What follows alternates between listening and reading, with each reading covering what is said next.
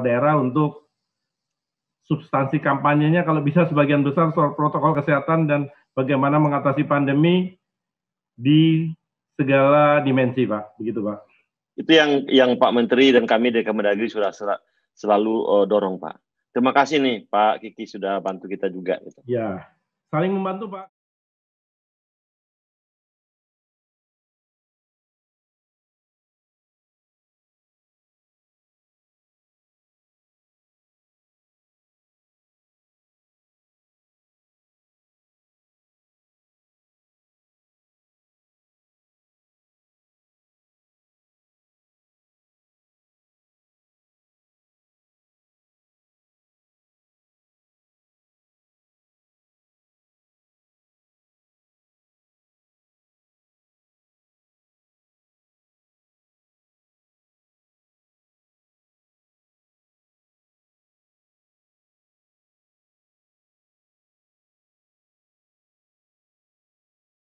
Warahmatullahi wabarakatuh. Selamat malam, salam sejahtera untuk kita semua. Para Sobat RM, selamat berjumpa kembali pada acara Fokus Group Discussion Rakyat Merdeka. Tamu kita malam ini Bapak Dirjen Otonomi Daerah Kementerian Dalam Negeri Republik Indonesia, Bapak Akmal. Selamat malam Pak Akmal Malik, selamat malam, salam sehat. Selamat malam Pak Kiki, selamat salam sehat untuk kita semua, salam untuk seluruh pendengar Rakyat Merdeka dan seluruh peserta webinar pada malam hari ini. Pak Akmal, acara ini disiarkan secara langsung melalui semua jejaring media sosial Rakyat Merdeka dan RMTV. Dan hasil diskusi kita malam ini akan dimuat di edisi cetak besok pagi. Dan juga akan dimuat di RMCO ID.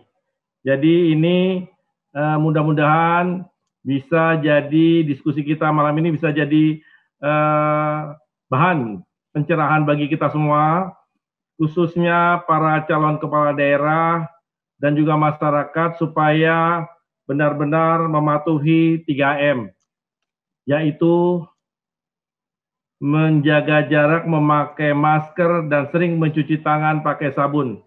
Dan ini merupakan protokol kesehatan yang tidak bisa ditawar-tawar lagi. Dan kita mengharapkan para calon kepala daerah ini menjadi pelopor penerapan protokol kesehatan.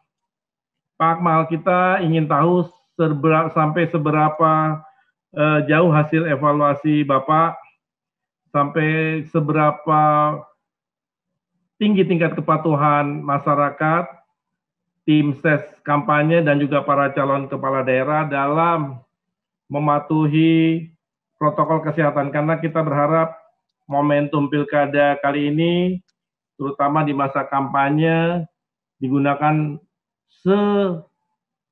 sebaik-baiknya oleh para calon kepala daerah untuk mensosialisasikan kampanye 3M. Kita ingin pilkada ini berjalan sukses dan juga sehat, aman, dan sesuai dengan protokol COVID. Artinya substansi kampanye kita berharap kalau bisa sebagian besar diisi dengan upaya penanganan COVID, khususnya 3M, sehingga benar-benar bisa bermanfaat bagi kita semua, bukan hanya bagi para calon kepala daerah, tim sukses, dan masyarakat di daerah, tapi juga buat kita semua dalam upaya mempercepat pemutusan mata rantai penyebaran COVID-19. Jadi sekali lagi kami mengharapkan ini jadi momentum, Pak. Ya. Kami mengharapkan karena kami berharap kami dengan pihak Satgas Penanganan COVID, tentu pihak Kemendagri, pihak KPU, dan lain-lain ingin semuanya berjalan sukses. Justru inilah momentum untuk mempercepat pemutusan mata rantai COVID-19. Kami persilakan Pak Akmal memberikan penjelasan dan hasil evaluasi yang telah dilakukan selama masa kampanye beberapa bulan terakhir ini, bagaimana tingkat kepatuhan masyarakat, calon kepala daerah, dan juga tim sesnya. Waktunya kira-kira mungkin 10-15 menit, kemudian kita lanjutkan dengan diskusi. Silakan Pak Akmal. Baik, bismillahirrahmanirrahim. Assalamualaikum warahmatullahi wabarakatuh. Selamat malam, salam sejahtera bagi kita bersama. Salam, Om Swastiastu, Namo Buddhaya, salam kebajikan. Yang kami hormati tentunya seluruh segenap redaksi RMTV, redaksi online RM, seluruh peserta webinar, teristimewa untuk Pak Kiki sebagai moderator.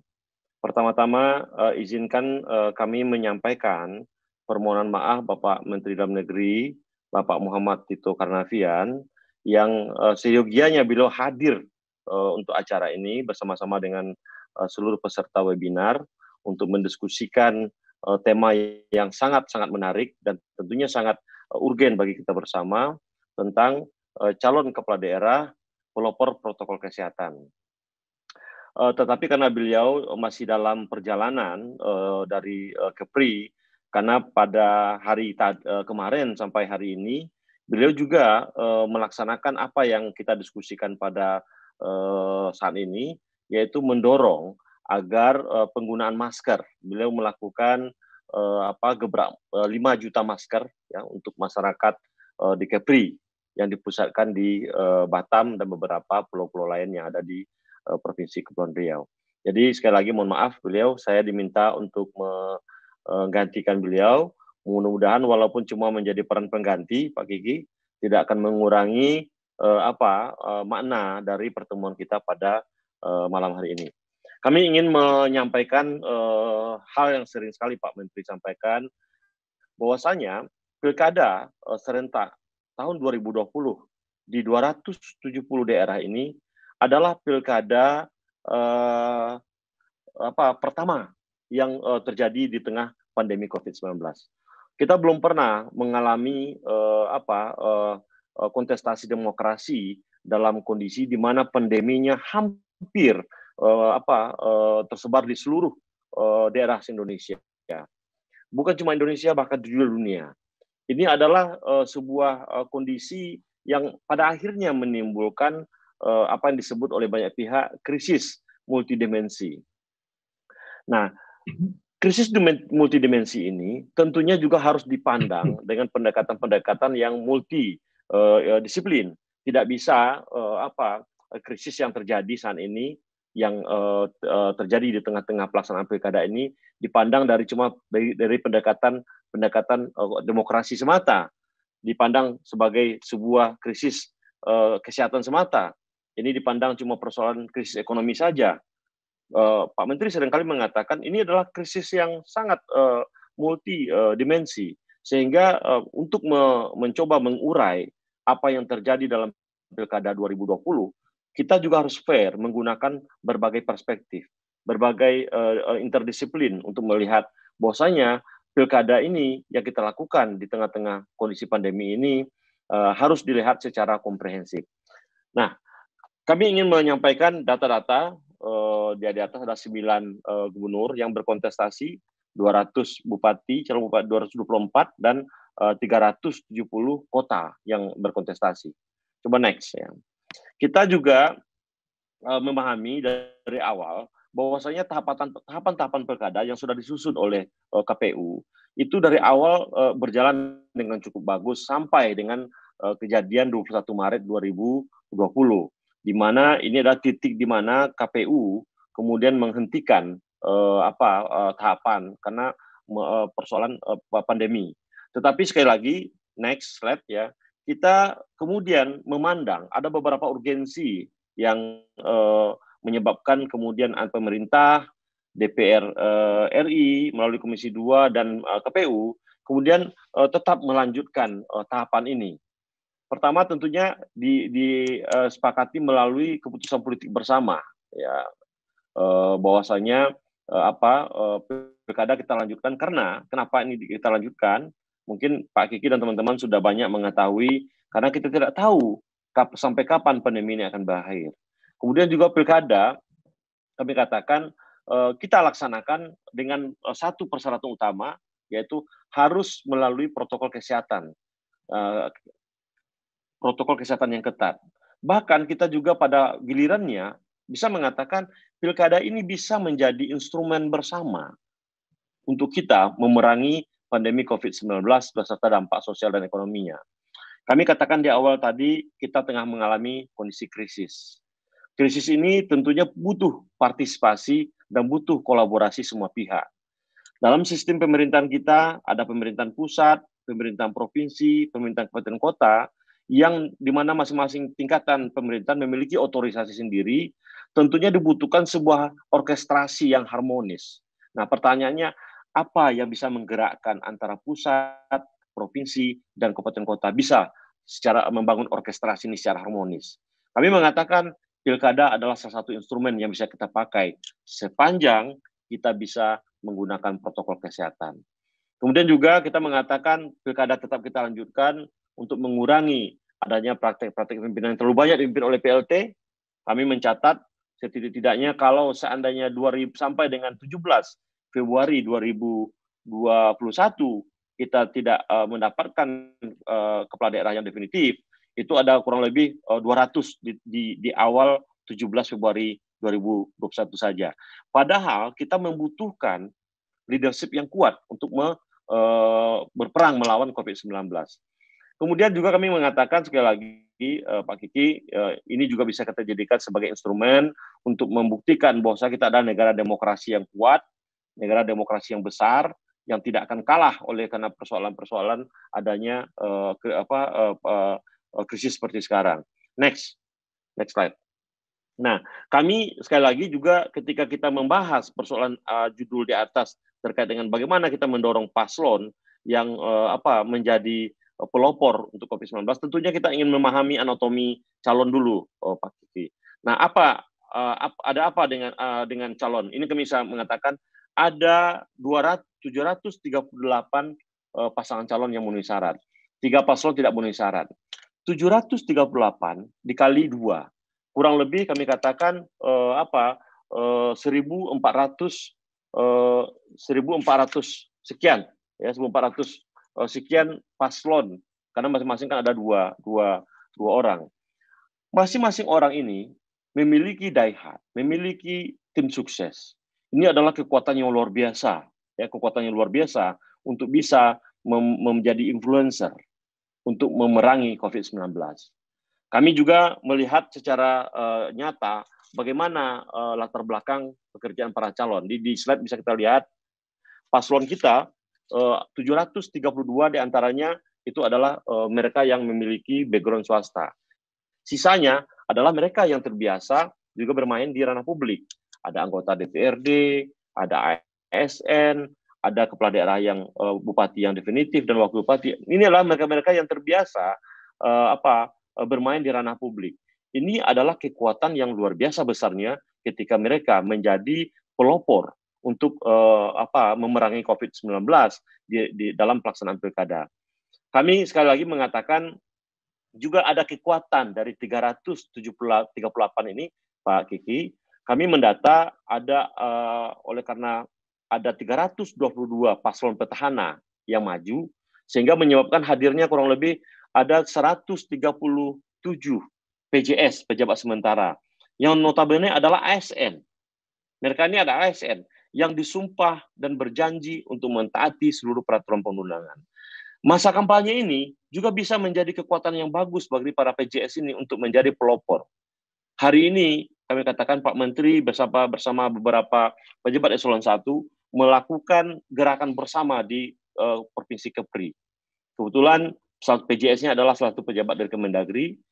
Ini bergerak secara simultan untuk memberikan kesadaran kepada masyarakat untuk menggalang seluruh stakeholder yang ada di Kepri agar kita mematuhi protokol kesehatan. Apa yang tadi Pak Kiki katakan, menjaga jarak, memakai masker, kemudian mencuci tangan dan sebagainya, itu adalah bagian-bagian yang harus selalu kita budayakan dan kita ingatkan masyarakat. Kami mengatakan sekali lagi masyarakat kita harus terus diingatkan. Kenapa?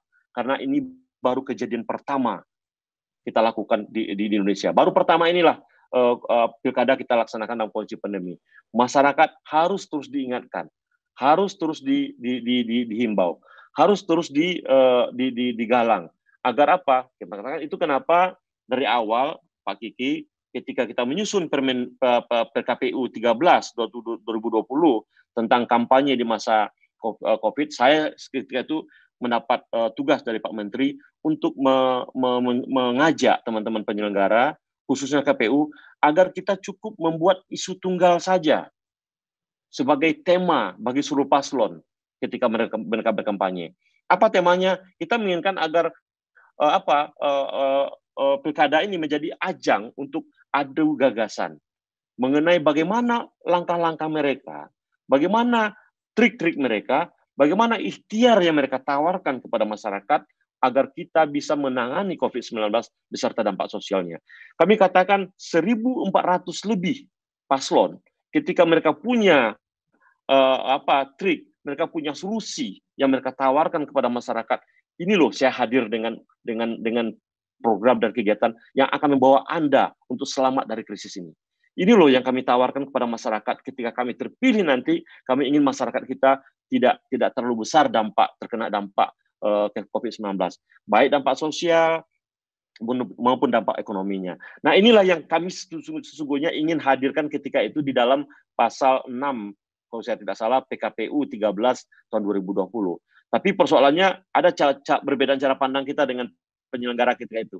Penyelenggara mengatakan tugasnya kepala daerah bukan itu saja Pak Akmal, ada yang lain. Kami memahami itu, karena di dalam Undang-Undang Pemda, Undang-Undang Pilkada disebutkan ada setidaknya 9 tugas kepala daerah. Tetapi kami ingin mengajak teman-teman penyelenggara untuk lebih realistis, melihat apa yang prioritas yang harus kita dorong paslon sekarang.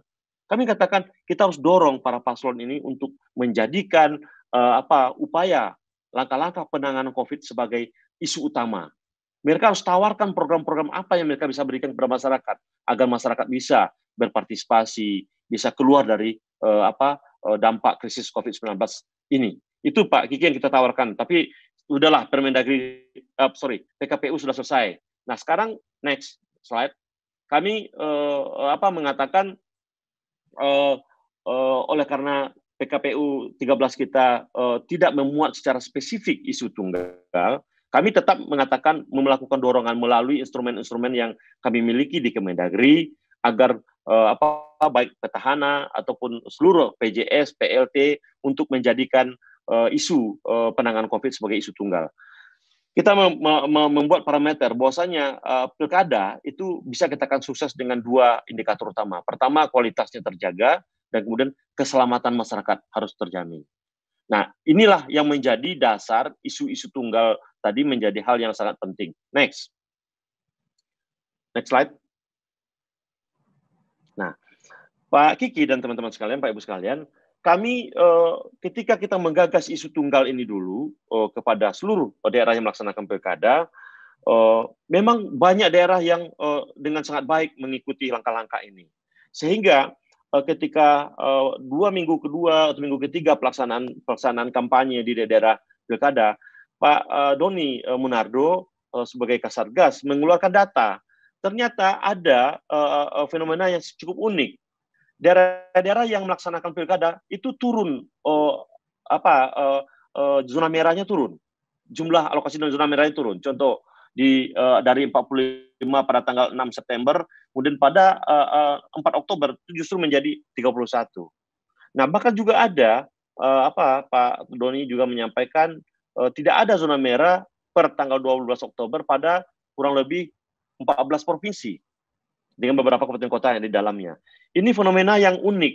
Nah, ini berbeda dengan daerah yang tidak melaksanakan pilkada. Kami tidak sebut nama daerahnya. Justru data menunjukkan daerah yang tidak melaksanakan pilkada justru naik jumlah zona merahnya. Kami bukan ingin menyampaikan keberhasilan. Ada fenomena positif yang terjadi, bahwasanya kami menganggap daerah-daerah yang melaksanakan pilkada dengan pendekatan 3M tadi, Pak Kiki, menggunakan masker dan sebagainya, justru terjadi penurunan.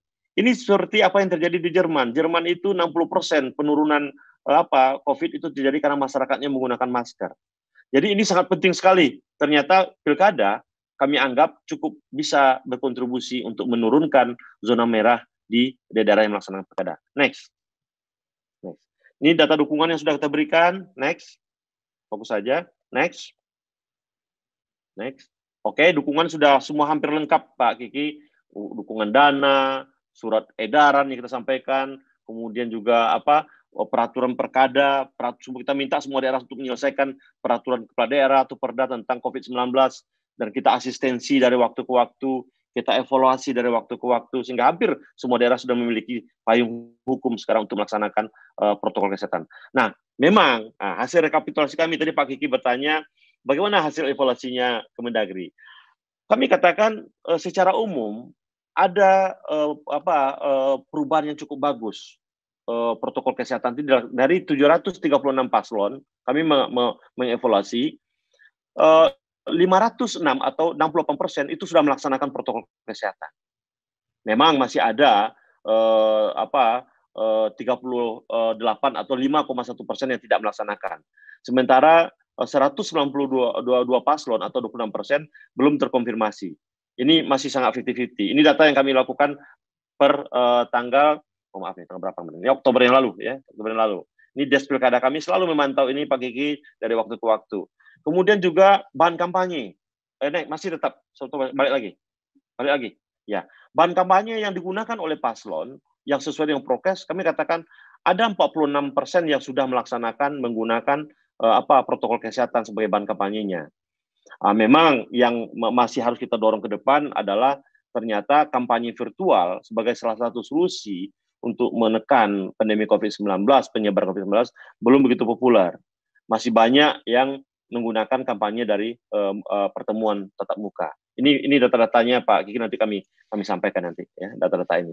Ini data ini terus berkembang dari waktu ke waktu cukup baik, dan memang ini menjadi salah satu ikhtiar yang Pak Menteri perintahkan agar kita segera mengejar semua daerah untuk agar paslon menggunakan protokol kesehatan, menjadikan protokol kesehatan sebagai kampanye serta mendorong penggunaan kampanye yang virtual. Next.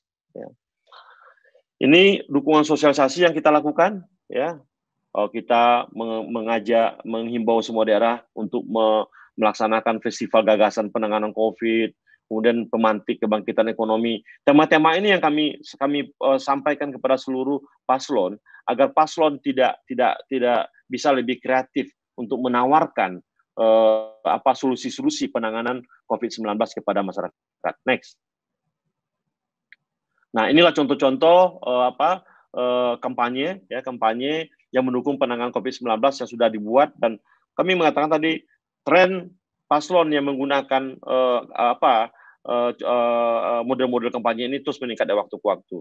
Masih ada 1 bulan lagi ya, 1 bulan lagi kampanye, dan kami berharap sekali lagi melalui dukungan dari semua pihak, baik dari paslon, masyarakat, partai politik, kemudian partai pemerintah dan media massa, kita berharap ikhtiar yang kita lakukan bersama ini menjadi sebuah langkah kolaboratif bersama kita untuk melawan COVID-19, untuk melawan dampak krisis akibat dampak dari COVID-19.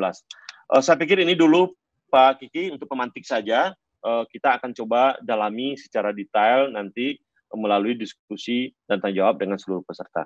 Saya pikir itu. Mohon maaf bila ada yang kurang berkenan. Billahi taufiq wa hidayah. Wassalamualaikum warahmatullahi wabarakatuh.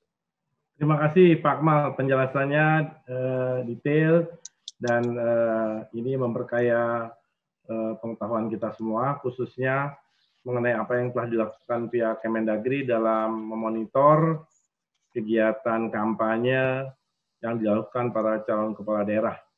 Artinya kita menginginkan pilkada aman COVID, pilkada patuh prokes. Jadi luar biasa tagline-nya, dan ini mudah-mudahan bisa menjadi pelajaran juga bagi para calon kepala daerah. Ini sebulan ke depan mudah-mudahan lebih banyak yang menggunakan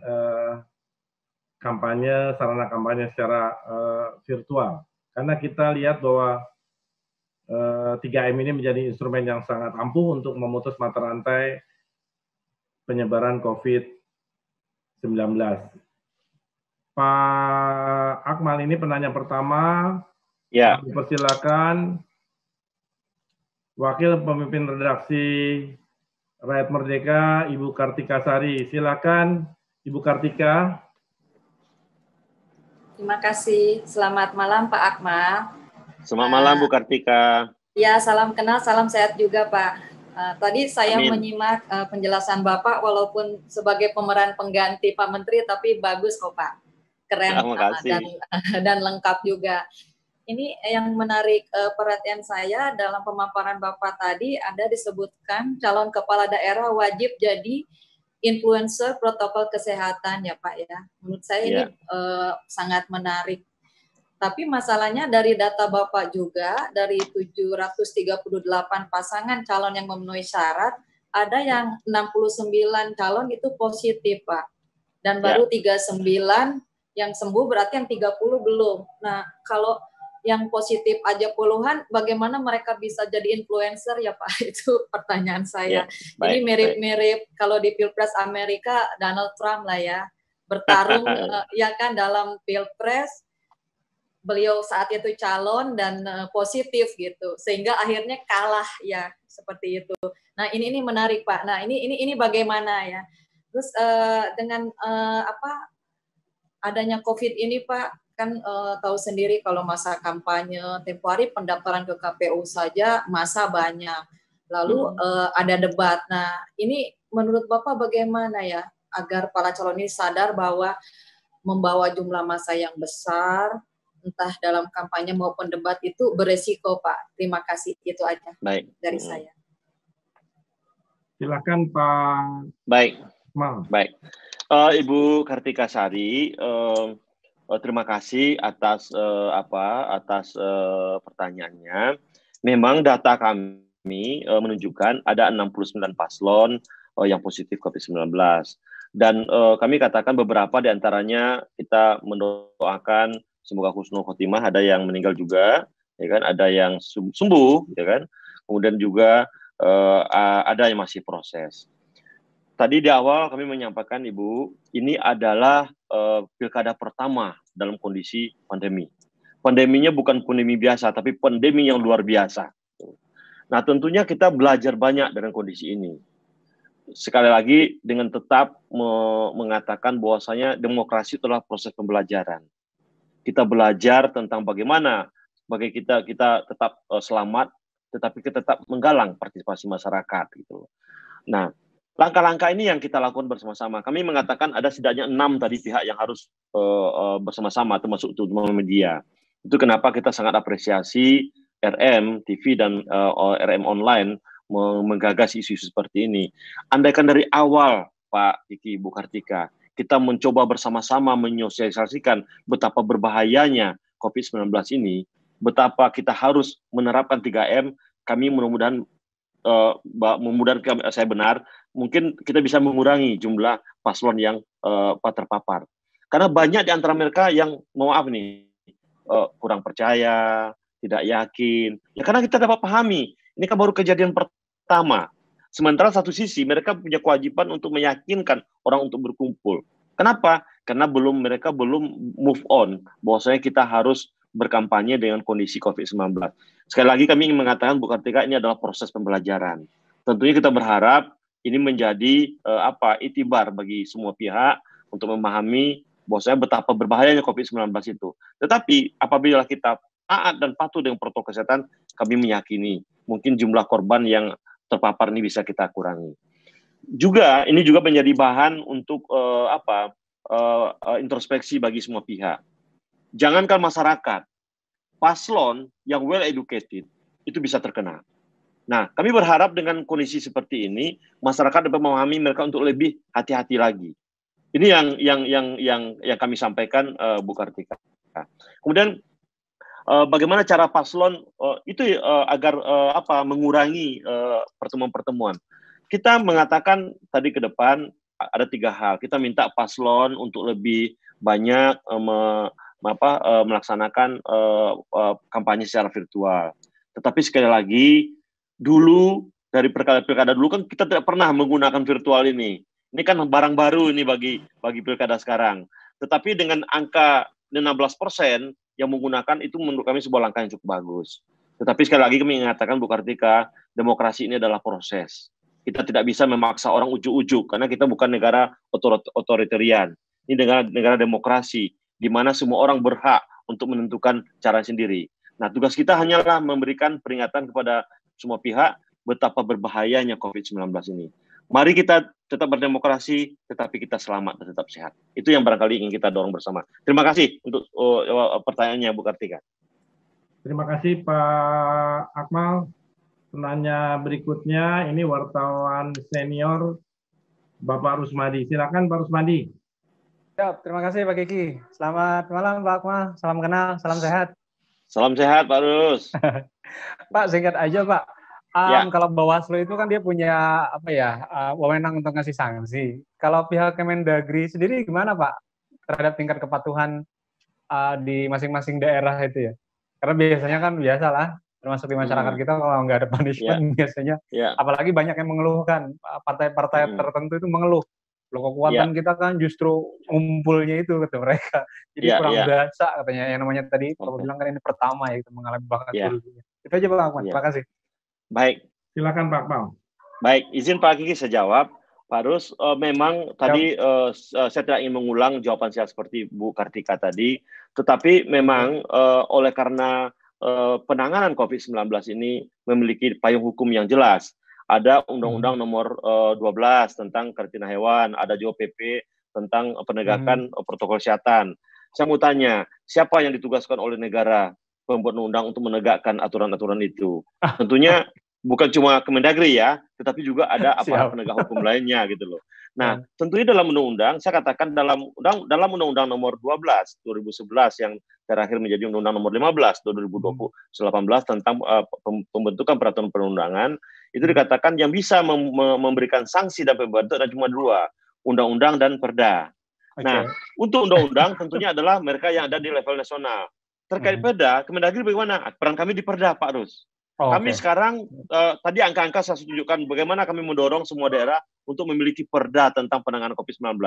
Agar apa? Agar ada law enforcement. Karena perda lah yang menjadi dasar bagi mereka untuk menegakkan aturan-aturan itu.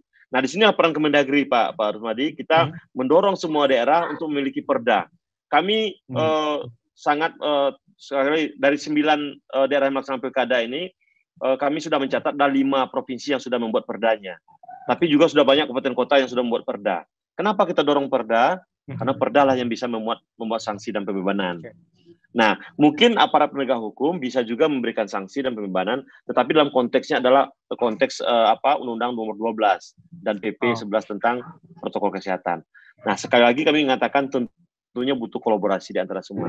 Kemendagri awal-awal mungkin Pak Rusmadi pernah melihat betapa saya hampir 86 kali membuat surat teguran kepada petahana sebelum pelaksanaan kampanye, ya kan?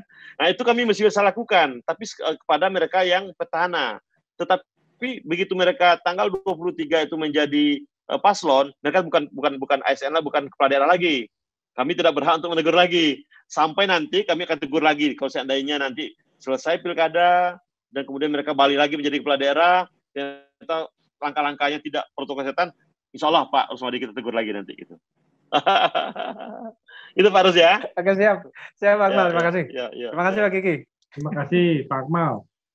Penanya berikutnya, wartawan senior Pak Adit Tia Nugroho. Baik Pak. Terima kasih Pak Kiki. Selamat malam Pak Akmal. Salam kenal. Selamat malam Pak Adit. Ya, Pak Adit. Ya. Ada 2 pertanyaan nih Pak. Ya. Yang pertama soal APBD Pak. Karena kan Kemendagri pernah mengatakan tidak akan menyetujui APBD daerah jika tidak memasukkan anggaran dana penanganan COVID secara maksimal. Kalau boleh tahu datanya sekarang bagaimana Pak? Apakah masih ada gitu atau ada yang udah disanksi itu? Itu yang pertama Pak. Yang kedua, di awal pandemi kan ada kepala daerah yang seolah-olah bertentangan dengan pemerintah pusat gitu, seolah-olah ingin jalan sendiri dalam penanganan COVID gitu Pak. Kalau sekarang masih ada nggak Pak yang kepala daerah seperti itu Pak? Terus yang sebelumnya udah ada yang diberikan sanksi nggak atau teguran gitu Pak untuk kepala daerah yang jalan sendiri gitu Pak? Terima kasih Pak. Oke, baik. Silakan Pak Akmal. Baik Pak Kiki, saya jawab yang kedua dulu, karena biasa serupa yang kedua ini. Yang kedua ini adalah kepada daerah yang, mohon maaf, yang tidak sejalan dengan kebijakan nasional. Memang saya akan kembali kepada segmen awal saya tadi, mengatakan banyak orang yang terkaget-kaget dengan apa yang terjadi dalam kontestasi demokrasi 2022 ini. Pertama, demokrasi kontestasi dalam konteks COVID-19, di mana banyak larangan-larangan, pembatasan-pembatasan atau hal-hal yang tabu tidak boleh lakukan. Karena kalau dilakukan itu akan menjadi trigger bagi pemicu menyebarnya COVID-19. Sayangnya tidak banyak yang tahu itu. Kita masih ingat ada salah satu kepala daerah dulu saya sebutlah di daerah di Sumatera, ya, yang mengatakan saya tidak akan melarang anak-anak sekolah untuk libur karena ini nggak jelas. Kemudian seminggu setelahnya, mohon maaf, meninggallah kepala rumah sakitnya. Baru beliau sadar, oh ternyata bukan main-main ini. Baru setelah itu meninggal lagi juga kerabatnya. Memang kita sebagai manusia biasa, Pak Aditya, kadang-kadang suka untuk melawan kodrat. Bahwasanya ada sesungguhnya di luar sana itu kekuatan-kekuatan yang tidak terlihat yang harus kita waspadai. Nah inilah yang terjadi sesungguhnya Pak Aditya. Ini barang baru. Tidak semua paham barang ini gitu loh. Baru kita paham ketika ada korban. Walaupun kita sudah ingatkan jauh-jauh hari betapa berbahayanya COVID-19 ini. Tetapi sebagai negara demokrasi, di mana semua orang berhak untuk patuh atau tidak patuh, ketika penegakan hukumnya kuat, kita patuh. Tapi ketika penegakan hukumnya longgar, kita tidak patuh. Ini kan dilema demokrasi kita seperti ini gitu Pak. Nah, kami ingin mengatakan sekali lagi, sampai dengan hari ini kami bersyukur hampir sudah banyak kepala daerah yang akhirnya mematuhi protokol kesehatan. Walaupun sekali lagi ada kepentingan untuk kemenangan, cheating itu kami yang tidak bisa nangkap gitu. Kami contoh di daerah yang jauh di sana, di daerah timur bisa aja dia ngundang artis, kemudian melaksanakan pertemuan untuk kita kan tidak bisa memantau secara detail itu Pak Ditya. Tetapi secara umum di daerah yang terpantau oleh kita berkat bantuan dari media massa itu bisa kita tegur. Ketika teman-teman media membuat data menjadi mata kita untuk melihat kondisi di lapangan, kita akan tegur. Minimal kita ingatkan aparat penegak hukumnya. Kami memiliki koordinasi yang bagus dengan aparat penegak hukum, Kapolda, Kapolres Indonesia. Dengan Satgas. Cukup bagus hubungan kita. Kemudian pertanyaan nomor 1, tentang memuat APBD. Kami masih ingat kemarin Pak Presiden sangat hampir 2 kali seminggu melaksanakan rapat-rapat terbatas dan juga untuk mendorong daerah untuk melakukan realokasi dan refocusing. Tapi memang kami memahami karena ini barang baru juga, Pak Ditya, barang baru ya, dan juga ada, mohon maaf, kondisi di lapangan di mana APBD-nya sudah direalisasikan. Ada daerah-daerah yang sudah cukup bagus realisasinya sehingga agak terlambat melakukan refocusing. Sehingga kalaupun dilakukan realokasi tidak begitu banyak memuat kebutuhan untuk penanganan COVID-19. Tapi secara umum kami katakan sekali lagi hampir semua daerah sekarang melakukan refocusing dan realokasi untuk kebutuhan COVID. Tentu bervariasi dengan kondisi masing-masing daerah. Jakarta tentu tidak kita samakan dengan seperti di Bengkulu karena memang sebaran tidak sama. Tetapi kami katakan seluruhnya melakukan alokasi untuk kepentingan COVID-19.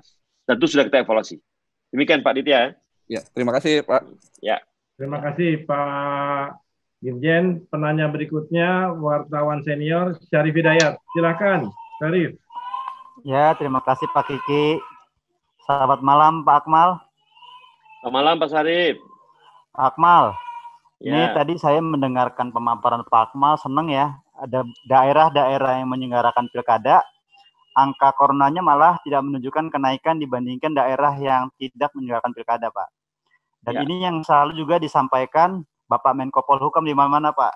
Banggalah kita ternyata pilkada tidak menjadi klaster baru, Pak. Tapi ini nih, Pak, saya ingin tanya soal pemetaannya, Pak. Ini kan sebenarnya titik-titik terjadi penularan baru 2 yang lewat ya, masa pendaftaran dan masa kampanye, Pak. Masih ada dua momentum besar lagi, Pak. Pas pencoblosan dan euforia kemenangan, Pak. Nah itu kan sejauh mana Pak Kemendagri mengantisipasi untuk menjaga Pak tren positif ini bahwa pilkada tidak menjadi klaster baru. Kira-kira begitu Pak. Itu aja Pak Akmal, terima kasih. Baik, sejawab Pak Kiki ya. Ya, silakan. Nah, begini Pak, terkait dengan memang kita mengatakan dari 15 tahapan yang ada, kita mengidentifikasi titik rawan itu dulu awalnya adalah ketika pelantikan PPS, verifikasi faktual, itu kita khawatir dulu Pak awal-awal sebelum adanya pendaftaran. Dan itu berjalan dengan bagus Pak Sarif ketika itu ya.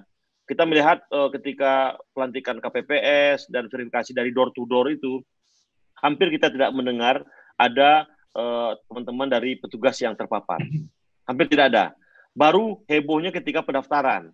Pendaftarannya berjalan bagus. Yang tidak bagusnya adalah di luar agenda itu. Apa itu? Itu adalah deklarasi. Itu bukan merupakan bagian dari tahapan kita.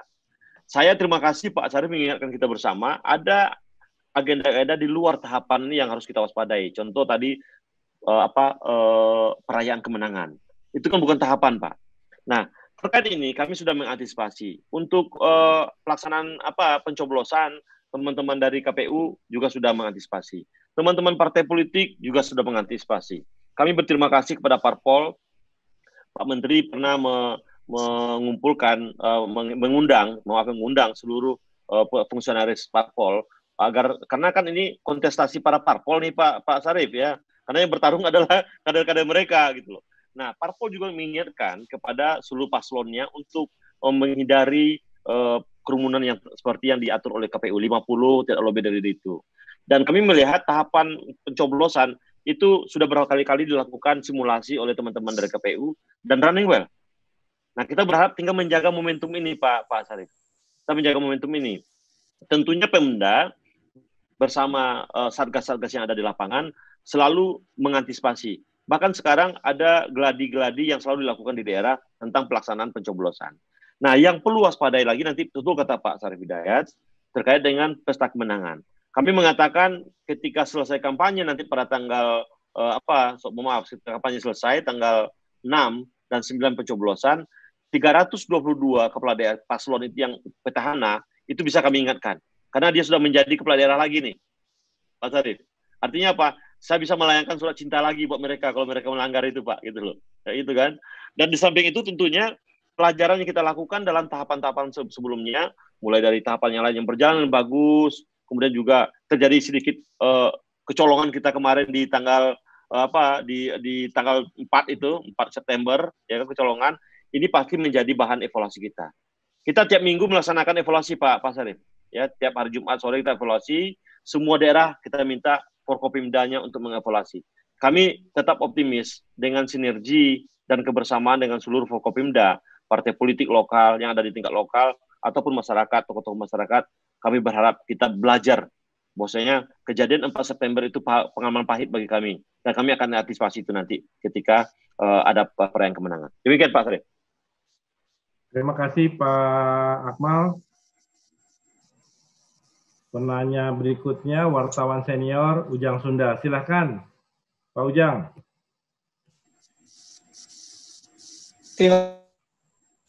Selamat malam. Selamat malam Pak Ujang. Pak Ujang. Pak, waktu dengar Pak suaranya? Ya. Ini udah mulai bagus nih, udah mulai bagus. Pak, waktu pertengahan pandemi terjadi, sempat ada wacana katanya Kemendagri akan menerapkan sanksi bagi calon kepala daerah yang melanggar protokol kesehatan, lalu dia terpilih. Kalau dia melanggar protokol kesehatan itu nantinya pelantikannya akan ditunda. Itu kelanjutan wacana tersebut gimana Pak? Dan kalaupun jadi diterapkan itu bagaimana mekanismenya? Itu yang pertama. Yang kedua, di Pilkada 2020 ini kan yang majunya bukan sekedar masyarakat biasa ya Pak ya. Banyak kerabat-kerabat pejabat. Ada anak presiden, ada menantu presiden, ada anak kepres, ada anak menteri, ada keponakan menteri. Banyak Pak, banyak sekali. Kalau dalam perjalanan mereka ada yang melanggar protokol kesehatan, lalu mereka terpilih menjadi kepala daerah, itu apakah sanksi yang tadi diwacanakan akan diterapkan kepada mereka? Terima kasih Pak. Selamat malam. Baik. Ini pertanyaan paling tajam yang saya terima malam ini. Pak Ujang, Pak Kiki sejawab ya? Ya, silakan Pak. Oke. Tentunya kita tetap menggunakan azas bahwasanya setiap orang memiliki kedudukan yang sama di depan hukum. Itu pasti yang kita lakukan. Nah, terkait pertanyaan pertama tentang sanksi pelanggaran untuk mereka yang terpilih protokol kesehatan. Kami tentunya memantau siapa paslon-paslon tanda kutip ya yang kita anggap terlalu parah pelanggarannya. Kami monitor itu loh Pak Kiki, ya, melalui Des Pilkada kami yang ada di daerah. Nah, tentunya catatan-catatan tim Des Pilkada akan menjadi dasar bagi kami nanti ketika yang bersangkutan menang, apa yang harus diberikan kepada beliau. Kami mengatakan mungkin dulu kan Pak Ujang menangkap dulu penundaan pelantikan. Tetapi sesungguhnya ini sudah sesuai dengan mekanisme yang diatur di dalam Permendagri kita, bahwasanya sebelum seorang kepala daerah itu menduduki jabatannya, memulai tugas-tugasnya, yang bersangkutan itu diberikan pembekalan dulu, Pak. Diberikan pembekalan. Nah, mungkin ya langkah-langkah yang kita persiapkan adalah ada yang pembekalannya cukup 1 minggu saja, ya karena mungkin sudah cukup bagus, gitu kan. Mungkin bagi mereka yang mungkin pelanggarannya banyak, Pak Ujang, kita akan lamakan nanti pembekalannya, Pak. Termasuk bagaimana pemahaman beliau terhadap regulasi-regulasi yang dulu dilanggar ketika melaksanakan protokol kesehatan. Nah, konteksnya adalah konteks mengisi regulasi kepada yang bersangkutan agar beliau ketika menjabat menjadi seorang pejabat publik bisa melaksanakan aturan-aturan itu secara baik dengan benar. Ini konteksnya Pak Ujang. Kenapa terjadi penundaan? Memang berapa lama pembekalan yang bisa kita berikan itu sangat tergantung kepada kondisi yang kita butuhkan. Dulu pernah pembekalan kita lakukan 25 hari, pernah juga pembekalan kita lakukan 1 minggu, pernah juga pembekalan kita lakukan 1 bulan. Nah, mungkin inilah konteksnya nanti Pak Ujang yang kita akan berikan, nah, tanda kutip seperti sanksi tadi. Sekali lagi kami harus memberikan shock juga kepada semua pihak agar patuh protokol kesehatan. Ancam-ancam dikit nggak apa-apa lah Pak, gitu loh. Ini bagian dari usaha kita bersama untuk mengingatkan mereka untuk patuh dengan protokol kesehatan. Yang penting kita tidak melanggar peraturan undangan. Ya Pak Ujang. Di sekolah bisa kan lebih lama. Ya bisa kan lebih lama nanti Pak Ujang. Gitu loh. Mungkin beberapa cukup 1 minggu saja. Yang pelanggarannya banyak, oh ini butuh banyak nih karena materi pelanggarannya cukup banyak. Kita akan berikan mungkin dari kepolisian, dari ini akan memberikan pembekalan kepada mereka. Jadi ini bentuk sanksinya Pak Ujang yang kita manai. Kemudian terkait dengan anak pejabat, sekali lagi mengatakan tentunya kita menganut azas semua orang sama di depan hukum. Kami juga memahami ini menjadi sorotan yang luar biasa bagi publik. Kami maknai ini sebagai bentuk kepedulian kita bersama, bahwasanya semua orang itu memiliki kedudukan yang sama di depan hukum. Tentunya para penegak hukum termasuk pemerintah harus menjadikan ini sebagai bahan untuk mengambil kebijakannya ke depan. Itu Pak Ujang. Terima kasih. Terima kasih Pak Akmal. Pertanyaan berikutnya Ibu Melani Eka Mahayana, Wartawati Senior Rakyat Merdeka. Silakan. Terima kasih Pak Kiki. Halo Pak Akmal. Halo Mbak Melani. Ini Pak, saya ada 2 pertanyaan. Nah, terkait dengan hasil penilaian Kemdagri itu di daerah, bagaimana sih persiapan Cakada menghadapi kampanye bulan depan? Selain itu, yang selanjutnya adalah kalau tadi kan saya dengar Bapak bilang kalau mereka itu ada yang petahana kan dikasih surat cinta. Nah, itu surat cinta itu surat-surat aja Pak atau ada sanksi ke kedudukan mereka atau apa gitu? Yang kedua, mengenai debat nanti, apakah mereka bisa menggelar secara langsung, tapi mungkin dengan menerapkan protokol kesehatan atau bagaimana? Terima kasih Pak. Oke. Silakan Pak Akmal. Baik, kita tentunya sebagai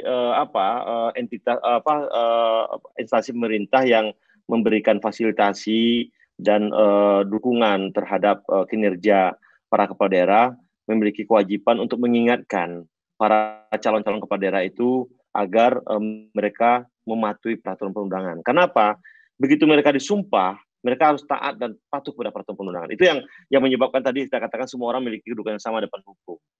Kan kita juga melihat sekarang, tidak peduli kepala daerah, kalau dia salah tetap dihukum loh Mbak, gitu, dihukum gitu kan.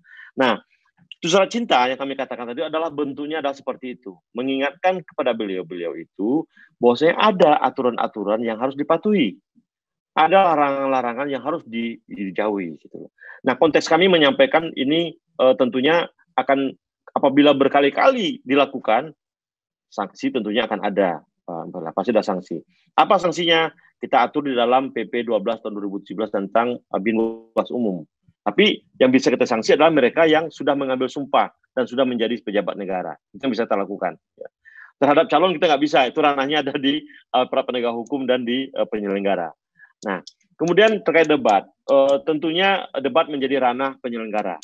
Ya, penyelenggara. Sekali lagi kami sesungguhnya ingin mendorong agar tema debat cukup tunggal saja. Kita ingin menggali kompetensi para calon, kita ingin menggali awareness para calon, menggali isi mereka, bagaimana langkah-langkah mereka untuk melawan COVID-19 beserta dampak sosial dan dampak ekonominya. Ini sesungguhnya menjadi domainnya penyelenggara. Tetapi sekali lagi kami pemerintah, karena kita ini adalah sinergi bersama, kami cuma ingin menyarankan, tolong isu tunggal ini menjadi tema dalam debat-debat para calon. Demikian. Terima kasih Pak Akmal penjelasannya. Jadi kita semua artinya harus patuh terhadap protokol kesehatan, baik itu peserta pilkada, tim ses, maupun masyarakat yang berpartisipasi dalam pilkada tersebut. Karena bagaimanapun ini sebenarnya adalah menjadi instrumen kita sebenarnya pilkada ini untuk memutus mata rantai penyebaran COVID-19. Jadi memang kalau semua calon kepala daerah ini mematuhi protokol kesehatan, bahkan menyebarkan pemahaman soal protokol kesehatan kepada konstituennya, masyarakat luas, atau kepada siapapun yang diharapkan menjadi pemilihnya, maka dengan waktu yang lebih cepat, mata rantai penularan COVID bisa kita putus. Karena sekali lagi, harapan pemerintah, harapan Satgas, harapan Bapak Presiden, bahwa pilkada ini benar-benar bisa menjadi instrumen yang ampuh untuk mengatasi COVID, terutama dalam memutus mata rantai penyebaran virus corona. Jadi sekali lagi kami mendukung apa yang telah Bapak lakukan bersama-sama dengan pihak penyelenggara dalam hal ini KPU, KPUD, dan juga dengan pihak Bawaslu pusat maupun daerah, beserta pihak yang berwenang, pihak kepolisian, pihak kejaksaan, dan tentu aparat Bapak Satpol PP juga ikut mengawasi jalannya kampanye. Kalau ada yang melanggar prokes, ya harus pasti akan ditindak, Pak. Jadi kami mengharapkan ini bisa berjalan dengan baik. Sebelum acara ini kita akhiri, kita mengharapkan Bapak memberikan closing statement, Pak. Silahkan, Pak Dirjen. Baik, Pak Kiki. Bapak, Pak, sebentar skip dulu Pak. Ini barusan ada Pak Mendagri masuk. Ya. Betul Pak Mendagri. Mungkin kita persilakan Pak Mendagri ya. Monggo. Ya, beliau baru nyampe di rumah tuh. Beliau. Oh ya. Ya, silakan Bu. Pak Kiki silakan Pak Menteri, bisa Pak ya. Pak Menteri. Selamat malam Pak Mendagri, Pak Muhammad Tito Karnavian. Selamat malam Pak.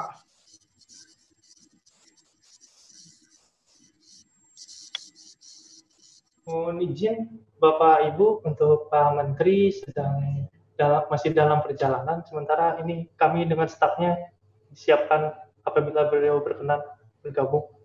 Izin sebelumnya. Siap, boleh. Siap. Kita tunggu. Siap. Kami standby di room ya Pak, izin. Siap. Izin Bapak. Jadi mungkin Ibu Ratna memberikan tanggapan mengenai penerapan protokol kesehatan, khususnya ini kan masa kampanyenya ini mungkin akan lebih intens ya, kira-kira 20 hari ke depan sampai 25 hari ke depan. Mungkin Ibu Ratna akan memberikan sedikit tanggapan. Ibu Ratna ini wartawati senior Rakyat Merdeka. Ya. Silakan. Terima kasih Pak Kiki. Wah, ini saya kena tembak nih Pak Dirjen. Sambil menunggu Pak Menteri Dalam Negeri bergabung, tadi paparan yang disampaikan oleh Pak Dirjen itu sebetulnya sudah cukup lengkap dan komprehensif. Kita semua mendapatkan banyak informasi baru, misalnya data dari Kemendagri menyebutkan kalau daerah yang melakukan pilkada justru zonanya itu tidak tambah merah gitu ya, malah menghijau. Meskipun terus terang nih ada pertanyaan juga di benak saya, ini kenapa tidak memerah? Apakah faktornya ada tracingnya bagaimana gitu ya? Sempat jadi pertanyaan, tapi mudah-mudahan itu memang benar-benar karena bisa menerapkan protokol kesehatan dengan baik. Lalu yang kedua, Kemendagri menurut saya sangat apresiasi dengan ide bahwa calon-calon kepala daerah itu disarankan untuk membawa isu tunggal dalam kampanye, itu melakukan kampanye bagaimana caranya penanganan COVID dengan baik untuk wilayahnya. Apalagi kalau harus jadi influencer atau buzzer, menurut saya ini akan sangat efektif kalau dijalankan dengan baik. Mungkin nanti Pak Akmal bisa menambahkan sambil menunggu Pak Mendagri itu daerah-daerah yang tadi disebut Pak Dirjen telah melakukan atau paslon yang telah melakukan kampanye virtual, itu catatannya Pak Dirjen ada 16% ya Pak? Iya. Itu menarik menurut saya dijelaskan lebih detail. Mereka yang telah melakukan kampanye virtual itu karakteristik paslonnya di wilayah mana dan mereka itu melakukannya seperti apa. Efektivitasnya juga bagaimana. Mungkin Kemendagri ada penilaian atau pemantauan saat mereka melakukan kampanye virtual. Lalu pesertanya apakah bergabung dalam sebuah Zoom misalnya diceritakan lebih detail. Lalu di dalam Zoom itu bagaimana mereka berinteraksi atau apakah interaktif atau hanya sekedar paparan misi-visi. Itu cara mereka mengundangnya ke massa, efektivitasnya mungkin bisa dijelaskan oleh Pak Akmal atau Pak Dirjen lebih detail. Sebagai contoh nanti bagi paslon lain yang bulan-bulan ke depan itu akan melakukan kampanye lebih masif lagi ya Pak ya. Iya. Iya. Mungkin itu saja Pak, sedikit respon tadi atau tanggapan dari saya. Mudah-mudahan ini bisa jadi juga sedikit penambah tambahan untuk kita diberi pencerahan dari Bapak. Demikian Pak, terima kasih Pak. Pak Kiki sejawab. Silahkan Pak Dirjen. Saya ingin menginformasikan dulu informasi dari ajudannya Pak Menteri. Beliau baru landing ternyata Pak, masih di bandara. Nah, saya masih konfirmasi apakah beliau berkenan menyapa kita melalui mungkin di mobil atau mungkin bagaimana, ini masih saya tunggu ya Pak Kiki ya, nanti saya kabari. Tadi memang staf di rumah muncul mempersiapkan. Tadi arahan beliau pertama itu adalah saya hadir di rumah dulu, tadinya di rumah beliau di Widya Chandra, tapi saya ternyata lagi di Surabaya, jadi via virtual aja di sini dari Surabaya. Jadi kalau seandainya beliau nyampe di rumah, beliau akan langsung masuk. Itu rencana awal tadi Pak Kiki, tapi ternyata beliau baru landing. Ini saya masih WA dengan beliau, berkenan kiranya beliau menyapa teman-teman dari redaktur dan peserta di sini, tapi nanti saya informasikan lebih lanjut. Saya ingin menjawab dulu pertanyaan Bu Ratna tadi. Terkait dengan daerah, memang Bu, sekarang kan KPU itu tengah mendorong melaksanakan e-rekapitulasi. Nah, penggunaan elektronik ini tentu membutuhkan prasarana pendukung, sumber daya pendukung seperti jaringan, yang kuat di semua daerah, minimal di 270 daerah itu. Gitu. Nah, kalau seandainya jaringan ini yang bagus, ini tentunya akan bagus bagi semua daerah untuk melaksanakan kampanye virtual tadi. Tetapi kami menyampaikan sekian persen tadi, saya lupa berapa angka persen tadinya itu, 16% tadi itu rata-rata adalah wilayah perkotaan, Bu. Dan peserta paslon yang melakukan itu adalah paslon yang maaf saya katakan sedikit milenial dengan usia muda gitu loh. Berbeda sementara paslon-paslon yang tanda kutip ingin mengatakan saya memiliki konsep tradisional itu cenderung melaksanakan kampanye secara temu muka, karena memang calon-calon seperti ini beliau lebih mengandalkan ketokohannya. Tetapi calon-calon yang milenial, saya tidak sebut nama lah, nanti bisa kampanye Pak, itu yang kebanyakan ada di wilayah perkotaan itu banyak menggunakan WhatsApp, menggunakan sarana-sarana kampanye daring, dan juga ada yang membuat seperti speaker itulah dengan gambarnya, sementara layar itu Bu dibawa ke keliling kampung, ke tengah kampung. Jadi bentuk kampanyenya adalah dia berkampanye di satu tempat, tetapi layarnya bergerak di tengah masyarakat. Ada juga yang calon-calon yang tanda kutip milenial itu lebih banyak menggunakan seperti media-media daring. Nah ini Bu Ratna karakteristik para paslon yang kami katakan 16% tadi yang menggunakan virtual itu. Memang sekali lagi pendekatan kampanye virtual itu masih barang baru di kita, Bu. Tapi tentunya ke depan kita berharap kampanye-kampanye yang seperti ini akan menjadi hal yang biasa dalam pelaksanaan pilkada kita. Demikian Bu Rana. Saya masih WA dengan Ajudan Pak Menteri, apakah beliau berkenan? Tapi sekali lagi beliau masih dalam perjalanan Pak Kiki dari bandara menuju rumah. Tapi kata beliau apabila memang sesi sudah selesai, monggo tidak apa-apa ditutup. Tetapi kami serahkan sepenuhnya kepada Pak Kiki dan teman-teman di Rakyat Merdeka. Terima kasih Pak Akmal. Apakah beliau akan melakukan Zoom dari mobil atau apakah sudah ada konfirmasi dari beliau? Ini lagi saya tunggu jawabannya Pak. Saya masih WA ini Pak Kiki kan. Ya. Saya lagi masih berkomunikasi dengan beliau tapi belum ada jawaban. Tapi sekali lagi apabila memang durasinya sudah selesai, nanti kami akan laporkan kepada beliau secara by phone nanti Pak Kiki. Silakan Pak Kiki. Jadi kalau kita lihat maka apa yang telah dilakukan selama ini oleh pihak Kemendagri tentu bersinergi dengan pihak KPU dan Bawaslu dan juga dengan pihak berwenang di daerah.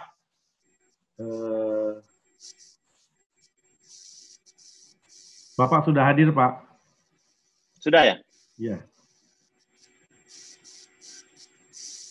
Bapak sudah hadir, Ibu Ratna, di chatbox. Oh iya. Ya, silahkan kalau gitu, Pak Menteri. Silahkan Pak Menteri. Selamat malam Pak Mendagri, Bapak Muhammad Tito Karnavian. Oh, Bapak berkenan ke kamar kecil dulu, mohon izin katanya. Ya. Ini sekedar usulan aja nih Pak Dirjen, kalau tadi Pak Dirjen menyampaikan kan kalau ada calon atau pasangan calon yang melanggar itu diberi surat cinta ya.